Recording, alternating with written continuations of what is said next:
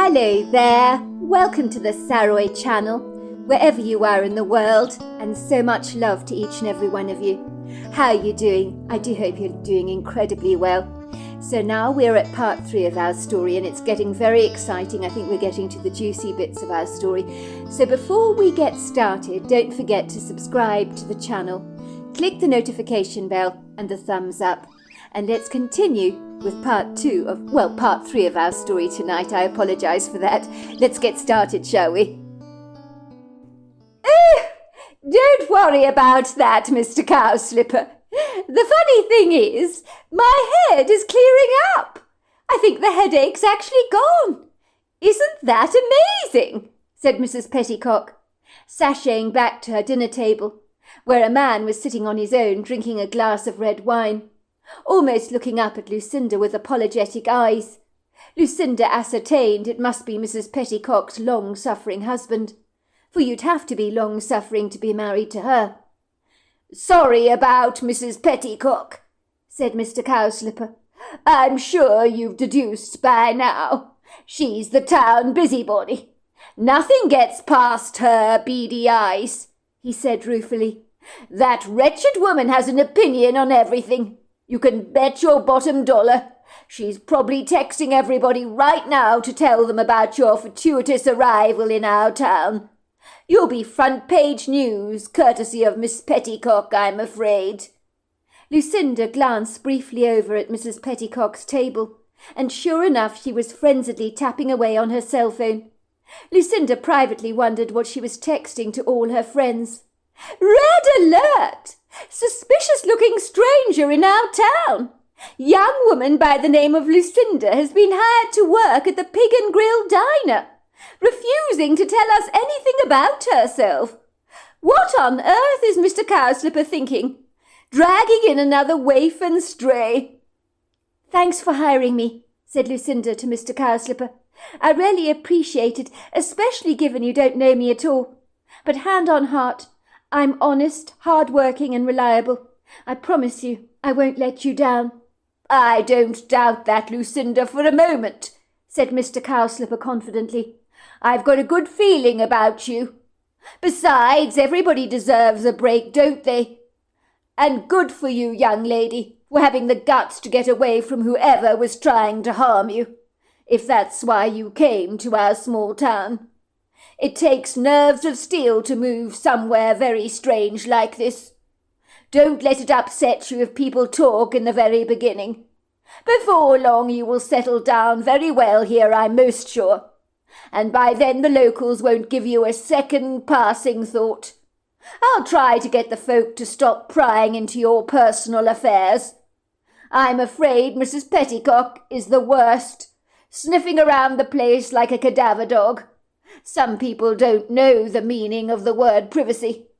And let's just say that if Mrs. Petticock had her way, the innards of your entire life would be displayed all over this town square, and your buried clandestine secrets would be splashed around like graffiti paint over every wall, so that everybody would know exactly what you ate for breakfast yesterday morning. If she had her way, that is. That's the problem, I'm afraid, with a small town like ours. Everybody knows each other's business. Not much stays under wraps for terribly long."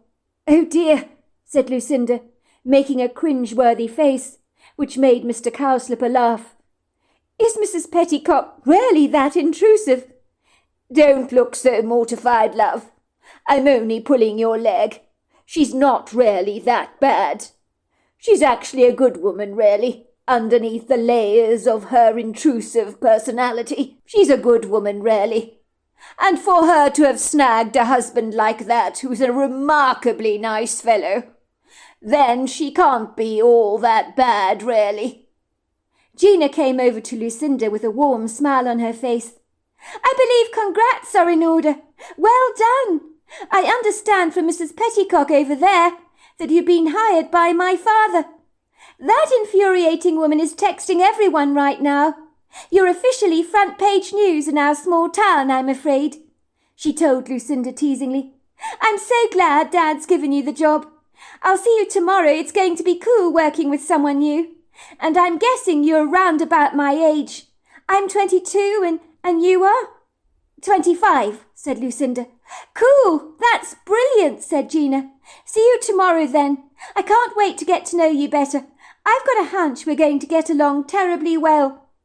When Lucinda returned to her motel room that evening, there was a decided, rather confident spring to her step. But she was now incredibly hungry, and with no extra money at her disposal, she had to make do with the pitiful snacks she'd brought along for the Greyhound bus ride. She'd make the snacks stretch out as far as they could. She tugged out from her bag a Twix bar and a little beef jerky, and hungrily ate the small pickings to alleviate the hunger pangs in her stomach. At least I've got a job, she told herself, and that's a promising start. The relief she felt was immeasurable, as at least she would be earning cash in hand. Better still, for the next couple of nights, Lucinda had a roof over her head, even if it was in a less than auspicious motel room. But hopefully she'd have more substantial food in her belly after working at the diner. That night Lucinda crashed on her motel bed, falling blissfully fast asleep, so that when she woke up the following morning, she was surprised how refreshed she felt. Nothing untoward had happened in the room during the night, and she had not even left her bedside light on. So maybe the deceased man that had died in their motel room had moved on into the light, and she'd been worrying all about nothing. She could only hope so. Perhaps the refurbishing in the motel room had cast him firmly away with a physical come spiritual spring clean. It was amazing how in one day she had settled to working at the Pig and Grill so seamlessly, almost as if she'd worked there for over 100 years or so. The lunch-hour service had gone swimmingly, and Mr. Cowslipper had been absolutely amazed by her efficiency. Ostensibly he had been so good to her, and had shushed up the inquiring locals in town, who were throwing out random questions at her, like the bread to the ducks in the park. But she hadn't answered their probing questions. The less they knew about her, the better. She wanted to keep all prying eyes away, but the predatory gaze from Mrs. Petticock still burnt into her, but she was not going to allow that woman to unsettle her in any way. She knew the woman hadn't randomly arrived for lunch at the diner just by chance, but had chosen to sit in an area where Lucinda was waitressing. But Gina had covered her table for her, much to the nosy woman's abject annoyance, whose eyes had followed Lucinda around the bar, and barely focused on her own husband, or even the food she was eating. It was so obvious why she had come to the diner that afternoon. Lucinda had promptly returned to the motel room that evening, her stomach fully satisfied from eating a sizable lunch at the diner. Things were beginning to look up for her, and after an excellent meal of spare ribs and chips, followed by great big hunking slices of New York cheesecake, on the insistence of Gina, of course, who said that watching calories was a mad idea if you had cheesecake as irresistibly good as this on offer. Lucinda had easily been persuaded to eat as much cheesecake as possible, and had felt halfway human again, with a satisfied, rather full stomach. So sleep came quickly to her that night, but she woke up with a start, with an overwhelming sense that somebody else was in the room with her, and that someone was watching her. Lucinda's heart began frantically pounding in her chest. She felt like a frightened, tormented little rabbit, trapped in a coyote's jaws, desperate to escape. "Don't be stupid," she told herself, pulling the cover over her head and trying to get back to sleep, but to no avail. She was terribly scared, far too afraid to fumble around in the darkness to reach for the bedside light switch that was only an arm's length away from her. So with eyes wide open, she hid clandestinely under the cover, her breathing fast and furious, her heart beating rather too quickly. Lucinda froze as she heard the sound of a man's clattering heavy boots pacing up and down the room. Now she was more and more terrified. Someone was in her room with her. She could feel the presence. "Hello," she called out from underneath the bed covers. "Hello? Is anybody there?" There was no answer, but the boots continued to clatter around, pacing up and down the room. Finally, in a moment of brazen courage, she looked up over her bed covers to stare into the ambiguous dark shadows, to see if there was indeed an intruder in her room. But nothing was there. The idea of a ghost being in her motel room had faded from her thoughts for a moment. Did ghosts pace up and down during the night so conspicuously? Or had someone broken into her motel room? But she'd locked the door. She was sure she had. She was always sagaciously careful in strange locations to keep the door bolted at all times. Then an ominous, unsettling idea flashed across her mind. What if that creepy motel manager, the man calling himself Roach, who was bound to have a spare key, was actually sneaking around her motel room in a deliberate attempt to scare her half to death? She would not put anything past that rat of a man. Or worse still, did he have more licentious intentions towards her? In a trice, an impending feeling of dread snatched all calm away from her, as she found herself thinking of that horror movie involving the insidious motel manager Norman Bates. Sometimes the demons in life could be the ones that you physically see, and not the ones that you couldn't. She snatched the bedside light on and began scanning the room with her eyes for any sign of movement. But no one was there. The room was securely locked, but she was certain she'd heard boots going up and down the room. But now everything was terribly quiet. Was her imagination in overdrive, she wondered? Now she felt restlessly wide awake and couldn't easily get back to sleep. So she began to reluctantly read a book under a reading lamp. But the ominous feeling of being watched did not abate. And then something quite dreadful happened. Something she could never forget. She heard a whisper in her ear, and the breeze of somebody's icy cold rank breath on her neck. What the hell? Where had the whispering come from? Who was breathing down her neck like this? Was this the spirit of the man that had recently died in the motel room? Oh my God, it was! What other explanation could there possibly be? If Roach was not in this motel room, deliberately trying to scare her, then her visitor was not the physical kind. She was being haunted by the spirit of the dead man, who had died in this very motel room. She was certain of it. She froze to the spot, terror gripping her entire body, as beads of perspiration magnanimously broke out over her forehead. She couldn't stay in this motel room a moment longer. There was someone in here with her that smelt of a brewery. She needed to get the hell out of here as fast as she possibly could. She couldn't even call anyone for help. There was no way she was going to use the inside phone to call Roach at the reception desk, because that would not be a wise idea. And she no longer owned a cell phone, as cell phones could easily be traced. But even if she were to call the police, what on earth would she say to them? If she told them that there was a strange presence in her motel room breathing down her neck, would they think she was barking mad? And even more unsettling rumours about her would abound around the small town, and she couldn't have that. It was bad enough settling down somewhere brand new, but labels like fruitcake and mad as a March hare had a tendency to stick to people's reputations like mud, and she couldn't possibly have that.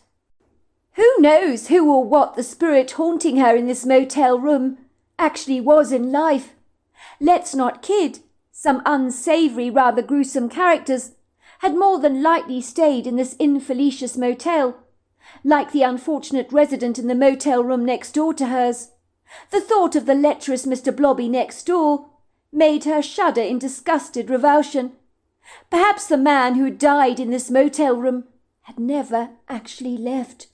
Maybe he was a drunken loser, as the place smelt so strongly of beer, which she could still smell distinctly in the room, almost as if the rancid smell had inadvertently stuck to the curtains and furnishings, rather like stale cigarette smoke. Ghosts were definitely real, even if you couldn't physically see them, because she could sense this man's presence. And it was happening again, someone whispering in her ear and bodefully blowing down her neck. This was not an overactive imagination by any manner of means on her part. This was happening. The unwelcome energy in the motel room had become claustrophobically dark and nauseatingly foreboding. Lucinda hurriedly bolted outside the motel room as fast as she possibly could, locking the door behind her and stuffing the keys in her pocket. She began racing down the 3 flights of stairs until she found herself in the motel lobby, and then finally in the car park, where the motel name was up in lights, and a few outside lights had been left on, so visitors to the motel could comfortably park safely during the night. Lucinda felt safer in the parking bay than she did in her motel room, with that ominous presence around. The key of the room jangled in the pocket of her sweats. Thank God she was wearing sweats and not pyjamas, and her slip-on shoes had rubber soles. Lucinda had never believed in the ownership of slippers, as what if you had to get away from a burning house during the night? Hurrying away in slippers would never get you terribly far. She didn't know what she was going to do right now. She'd have to stay out here all night, waiting for the morning to finally break. If she went to the motel's reception to speak to that manager Roach again, he'd bask in the euphoria of her fear, be heartily amused by it. She was sure of that. He would lightly hoot with laughter at her expense. She could almost see the smirk on his face as he taunted her. "So you were scared, were you? I told you to be careful of the ghoulies. I told you someone died in that motel room." She didn't want to give Roach the abject satisfaction of seeing how completely discomposed and flustered she actually was. She could see someone driving into the motel parking bay as a flash of bright light permeated the darkness, and she could hear the rattle of the engine as it made its approach. Lucinda's prime instincts were sharpened. She needed to get to the back of the motel fast. It was heavily wooded. She didn't want to draw any unfortunate attention to herself. She didn't want to be seen by some of the creeps staying in the seedy dump, who might delight in seeing a woman on her own, low on her luck, standing in the parking bay, looking like a hooker touting for business. Lucinda had always been intimidated by the darkness, so was gratefully thankful for the tiny torch she had with her, at her disposal, which broke up some of the dark shadows. She was not sure how much battery light was left in the torch, but it would have to do. The rear of the entire motel was swathed in darkness, the undulating ground dipped with crevices, rocks, and patches of grass. She'd not go into the woods. That would be way too scary for her. She'd sit out here on a patch of grass with her arms wrapped around her legs and her knees cradled to her chest, and wait for the morning to come around. Thank God it was summer. The weather was warm. She'd rather sit out here braving the darkness than face going into that motel room again. She just could not do it. She was surprised by how peaceful it was behind the motel, but she was so exhausted, so incredibly tired. It's safe out here, she persuaded herself. I'll take a tiny little nap. Many people in summer slept out of doors on hammocks, and she had done so herself one night in Grandpa Otis's backyard. She could sleep out here. It wasn't too big a deal. She curled up in a fetal position on a grassy patch, which was surprisingly comfortable, and then she fell fast asleep, as if she'd been swept from her feelings of terror into a tranquil, peaceful paradise. And if you had told Lucinda that it was possible to fall fast asleep behind a seedy motel like this, she'd never have believed you for a moment. But it would seem stranger things could happen. But they were about to get a whole lot stranger, if that were at all possible. This would be one of those nights Lucinda would not forget in a hurry. It would seem the exhaustion conjured up from the last few harrowing weeks of living totally on her nerves, once Robin Wheeler had been arrested and put in prison, had finally caught up with her. The night began to ebb away as light broke through the smouldering gunmetal grey canopy, like a sneaky child having a preview as she peeked through the clouds. Lucinda woke up to a whispering sound. She kept her eyes tightly shut as she listened to the whispers. Was she dreaming? Two people appeared to be whispering backwards and forwards in an enigmatic language. Tila kitakakwa, tula pata, ile kitaka, shokototakalakwa. Dola bila, tilakasa nakato, holakasa, tualakosakolaba, ita. Her ears perked up as she listened to the strange voices that sounded distinctly feminine. What kind of language was this, she wondered? The voices seemed earnestly concerned, and then something appeared to be poking her, like you might poke a sleeping dog to check that it was actually still alive. For a moment Lucinda thought she was back in her apartment in Chicago that she shared with her best friend Sammy. She cautiously opened her eyes and found herself looking up at two Bigfoots covered in long flowing dark hair, the colour of midnight, who were staring down at her with troubled treacle-coloured eyes that gave off a yellow eyeshine.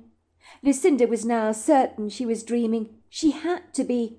What she was seeing could not be real. It just couldn't be. This was some seriously far-fetched fallacious dream that was oddly entertaining, if not a tad idiosyncratic. She opened her eyes widely, but the two Bigfoot were still inspecting her. This time Lucinda was flung out of her reality, with a rude awakening. She sat up sharply, staring at the two Bigfoots bemused. The two female Bigfoot towered at about 8 foot tall. They had cone-shaped heads that seamlessly folded into wide, ponderous shoulders, and stout, short necks that were practically invisible to the naked eye. Every muscle in Lucinda's body tightened. She wanted to scream, wanted to run away as fast as she could, but she remained curled up to the ground like a dog, waiting to see what the Bigfoots would do. The female Bigfoot spoke to her.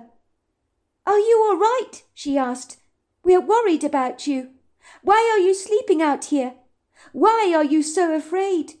We felt your fear all the way back there," she said, pointing to the woods. What a strange thing to say, Lucinda thought. How could someone else feel your fear? They had spoken to her in a curious language which she appeared to understand. "Kilanikwa, no bolina tila, dola balika, no tola sana qualisi." I'll be fine. I really will," Lucinda stammered, rising to her feet rather awkwardly. I'm just waiting for the morning, that's all." The Bigfoots shot looks at each other and nodded at her, looking uncertain as to whether they believed her or not. They seemed reluctant to go. "Dilani kwa, kulani sala kwa, no la si. We'll keep a watch out for you. We'll be over there in the woods. Get some sleep, will you? We'll make sure you're safe." And with that, they glided away. Lucinda promptly curled up on the ground and returned to sleep. And when she woke up the following morning, she wondered if she dreamt the Bigfoots. But even in her disorientated, rather confused state of mind, she knew her encounter with the two caring Bigfoot had been decidedly real, and was remarkably surprised that they seemed to care about her welfare, and had even sensed her fear. The memory of why she had chosen to sleep in the back of the motel came rudely flooding back to her in a tsunami of regret. The motel room she was staying in was unfortunately haunted by the man who'd left the motel in a body bag, but had decided to remain behind, and she couldn't stomach another night of staying in this sordid dump. She'd be checking out today, and that was for sure. She would ask Gina if the young woman knew of somewhere where she could stay indefinitely that wouldn't charge her too much rent. Gina's eyes had grown as wide as saucers when Lucinda had told her about her experience in the seedy motel room. She had blown out the largest bubble to date from her gum. "You saw a ghost last night! That is freaky! Oh my word, that is so freaky!" "I didn't physically actually see him, but I know he was there. I felt his presence. I think he must have been a heavy drinker, because the whole room smelt of beer, even this morning. But he blew on my neck during the night, whispered into my ears, and kept pacing up and down the room. It was terrifying." "He blew on your neck? He whispered in your ear? He walked up and down your motel room? Oh my God, that's terrifying!" Lucinda nodded. "That is freaky! Freaky, said Gina, rolling her eyes. "I'd have died on the spot. I'm being deadly deadly serious. I don't take shock easily. You were brave, Lucinda, to put up with it. I'd have screamed the whole place down. Well, I didn't exactly put up with it, Lucinda admitted. I slept outside the motel on a patch of grass, away from people at the back, so no one could see me. It was oddly comfortable, you know. No way! You didn't, did you? Aren't you scared of the dark? I am, but it was the lesser of the two evils, Lucinda admitted. Dad, you've got to hear this, called Gina. You're not going to believe it. Lucinda here is looking for accommodation. She's been staying in that seedy hotel, run by the Gloucester brothers, and Roach Gloucester put her in a motel room where a man left in a body bag. He died from a heart attack and was left to decompose in the motel for an entire week. Lucinda thinks the room's haunted. She heard heavy boots pacing up and down the room last night. Someone was breathing down her neck, whispering in her ear. Talk about creepy! Mr. Cowslipper looked grievously concerned about his daughter's less-than-pleasing revelations. You're staying in Roach's motel? In a motel room where someone died, Lucinda? She nodded. What on earth is wrong with that man? You can't possibly stay there. You must move in with us if you like. Our son left home a while back. He's married with kids. He lives in Massachusetts. We have a spare bedroom on offer, and I'm sure Gina would be delighted for you to have it. It would be nice to have some young blood around the place, especially for Gina. I can't possibly impose on you like that, Mr. Cowslipper. It's very kind of you to offer, but it would be crazy, absolutely crazy. I'm sure I'd be in the way. Of course it's not crazy. You're welcome to stay with us, said Mr. Cowslipper. We'd love to have you, and you would most certainly not be in the way. But I insist if I stay with you, I pay room and board. It's only fair. No, it's not. It's not necessary at all, said Mr. Cowslipper. I know that Gina would be glad of your company. With you around, she'd be a lot less bored, so you'll be doing us a favour, keeping our daughter out of trouble, so to speak. Gina looked thrilled. Her eyes sparkled in excitement. Please, Lucinda, please say yes. I've never had a sister before. I've always wanted one.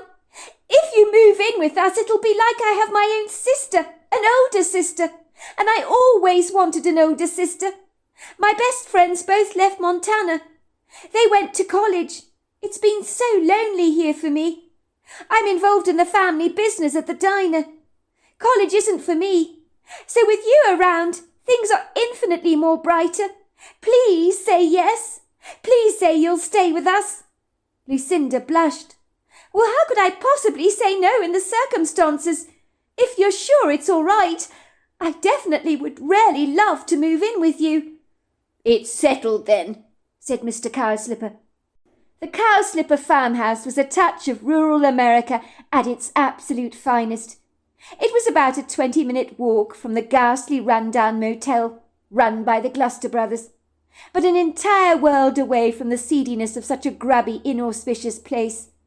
The wooden farmhouse with its creamy buttercup-coloured walls, blue shutters and grey slate roof was so welcoming and as pretty as a picture, and was happily nestled on a plot of exquisite verdant countryside, with a ravine, a creek, and wooded areas bursting with an eclectic mix of interesting trees that were gayfully clustered together like hundreds of people at a football stadium. It was so good to feel as if she'd been adopted by the Cowslipper family, who welcomed Lucinda into their home as if she was part of the family. Lucinda was taken aback by the warmth and kindness of the Cowslippers. She was used to the aloof, insouciant coldness of Chicago, where people minded their own business. But here she felt as if she belonged, and was made to feel as if she was like Gina's sister. Lucinda found herself drawn to Maggie Cowslipper, who was Gina's mother, and over the breakfast table one morning, while seated next to Gina, she found herself telling them both her sorry story, and the real reason she had run away from Chicago. The two pairs of steady eyes were pinned on her, and both Gina and Maggie had stopped eating as they swallowed the lumpy horror her words conveyed to them. So you had quite the year, losing your grandfather Otis, and then moving into your best friend's apartment. That was quite a transition for you. And then you meet this unsavoury, deplorable character, Robin Wheeler.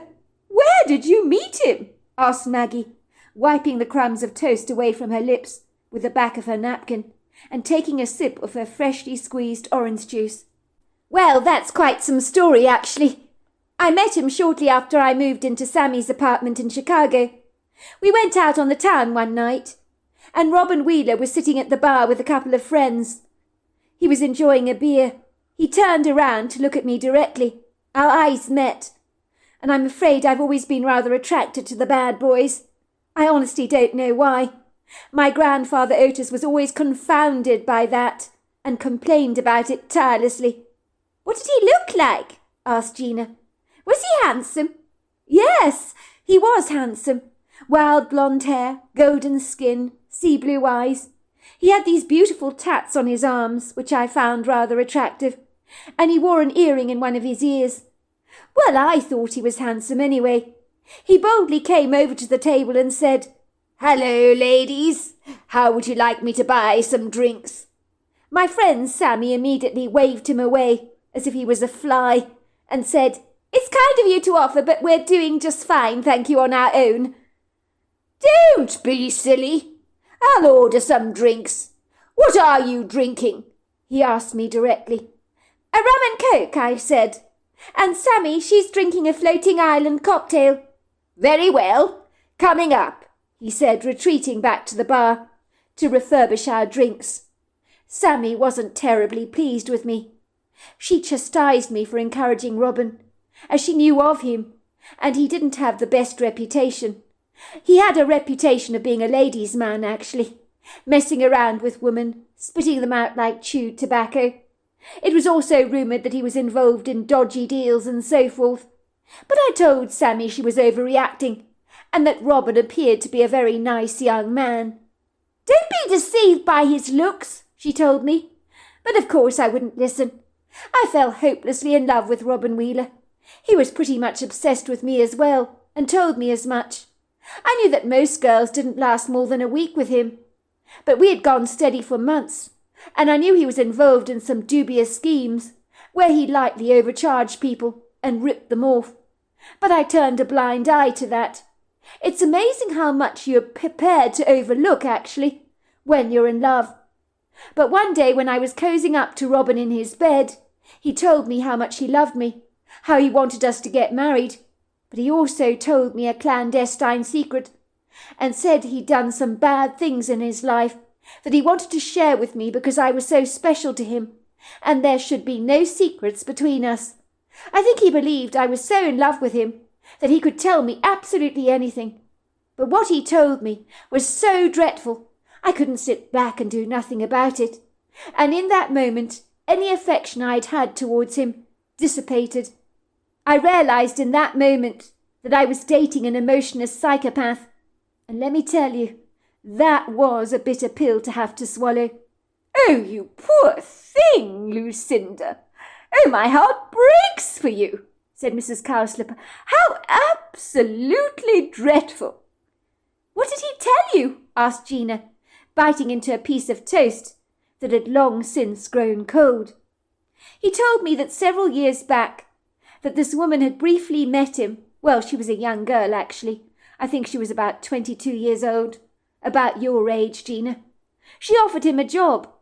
She wanted her parents dead because they were both wealthy, and if they were gone from her life, she'd get a hefty life insurance policy. The woman told Robin that if he killed her parents for her, then she'd give him 20% of the life insurance policy. The woman knew her parents were spending time in a private retreat they owned, well off the beaten track. So Robin drove all the way out there in a stolen vehicle, and then he broke into the retreat wearing a balaclava and bludgeoned them both to death, staging the whole thing to look like a robbery, stealing some of their valuables, removing all traces of DNA from the place with a plethora of bleach. The daughter was questioned about her parents' death. She was genuinely remorseful about their passing, so the police obviously believed she had nothing to do with it, and Robin was never even questioned in regards to the crime, so he had gotten away with murder. When I learnt this, I went to the police and promptly told them everything I knew. They wired me up, so that Robin confessed to me what had happened. He was formally arrested and charged, as well as the young woman. They both went to prison on my account. Wasp, his brother, heard about what I'd done and how I had betrayed Robin, and he wasn't remotely amused. His girlfriend, whom I met on many occasions, phoned me up to warn me. She told me to get the hell out of Chicago, as Wasp intended to kill me, and he'd stop at nothing to find me, so I mustn't leave a paper trail under any circumstances, which is why I even threw my cell phone away and chose to come to this Montana town. Why on earth didn't you go to the police? Get some protection from them? Asked Maggie. Wouldn't that have been the wisest decision to make? Because I've heard of the police and police protection schemes, and some of those people end up killed. I figured that I needed to be responsible for hiding myself, not relying on somebody else to do it for me. I know that Wasp will do everything to find me. That's why I came to this Montana town. I figured he'd never look for me in a place like this. Most people like to hide in heavily populated areas, thinking that they'll not be seen. I chose to do something completely different. I think it's incredibly brave to have done what you've done, dear, said Maggie. And you're right, we're off the beaten track, that's for sure. The man is unlikely to find you here.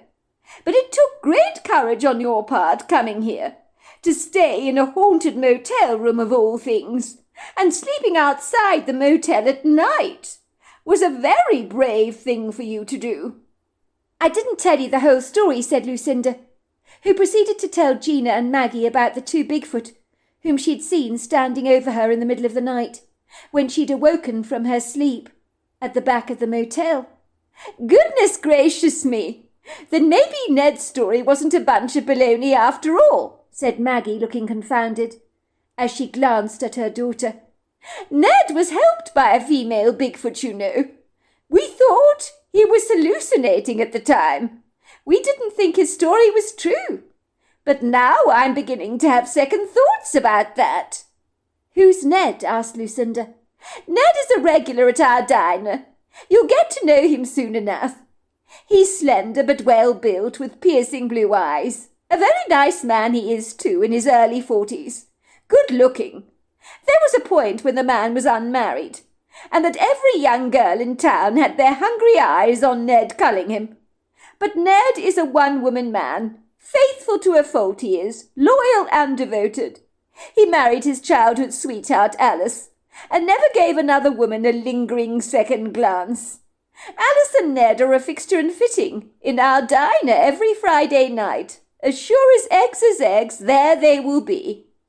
Ned is always telling us that he likes the same food and exactly the same woman, which in his case is his beloved wife Alice. He says if something is good, why on earth would you want to change it? Ned would order a cheeseburger, fries, onion rings and a side of macaroni cheese every single time, alongside a strawberry milkshake. One night he arrived at the diner looking surprisingly dishevelled. I knew something was dreadfully wrong with him. Ned would never say boo to a goose, you know. He was a shy, unassuming man. Well, he is like that. But he arrived at the diner in a dreadful state that night because he believed his wife Alice was cheating on him, would you believe it? She'd been out of town doing a presentation somewhere, which happened once every 6 months or so for the company she worked for. Ned had received an unknown text from someone telling him that his wife was having a steamy affair.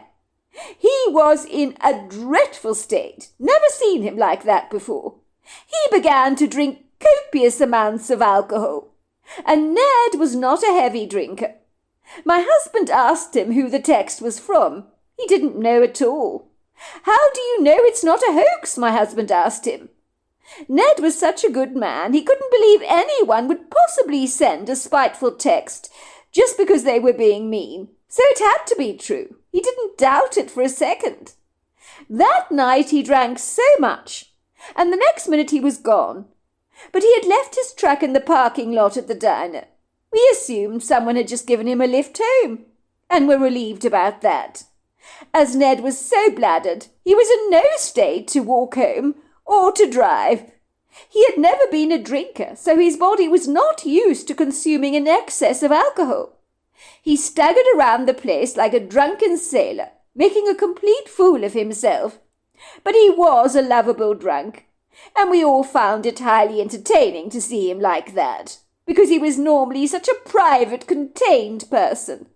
So for Ned to lose his inhibitions like this was quite a turn-up for the books, really. He was saying things like, "How could my Alice do this to me? I love her. Why would she do this to me? How could she cheat on me? I can't believe she's done this." We thought nothing of the fact that his truck remained in the parking lot. The next time we saw Ned, and he was, believe me, a happy man the next time we saw him, it turned out his wife had not cheated on him at all, which we suspected. But her sister, who'd always fancied Ned, had deliberately sent him a text to muddy the romantic waters between the two of them. She was furiously jealous of Ned's devotion to her sister, and had dreams of the two of them being together. It was Alice who insisted that Ned told my husband his story, but none of us knew what to make of it, of course. It seemed so far-fetched, so unlikely. But after your absurd account, in meeting the Bigfoot at the back of the motel, it suddenly seems incredibly believable. So there we are. That is the end of part 3. Part 4 is tomorrow night, and it's getting very exciting, and I've got a funny feeling that we haven't heard the last of Wasp. I think something is going to happen there. So I look forward to you joining me tomorrow night. Until next time, goodbye and good night.